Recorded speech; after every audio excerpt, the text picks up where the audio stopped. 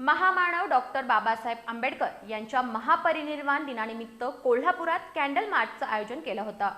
सिद्धार्थ नगरातून निघालेल्या या शांतता मार्चमध्ये नागरिक, महिला आणि विद्यार्थी मोठ्या संख्येने सहभागी झाले होते।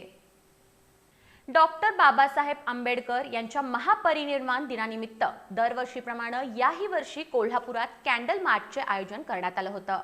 समृद्धी महिला सामाजिक संस्था, भीम क्रांती वस्तीस्तर संस्था, अखिल भारतीय महात्मा फुले समता परिषद आणि सिद्धार्थ नगर कोल्हापूर यांच्या संयुक्त विद्यमाने हा उपक्रम पार पडला।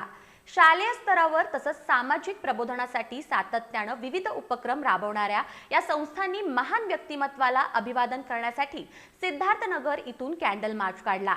सीपीआर चौक, शाहू पुतळा असा मार्गक्रमण करत हा कॅन्डल मार्च बिंदू चौक इथं विसर्जित करण्यात आला।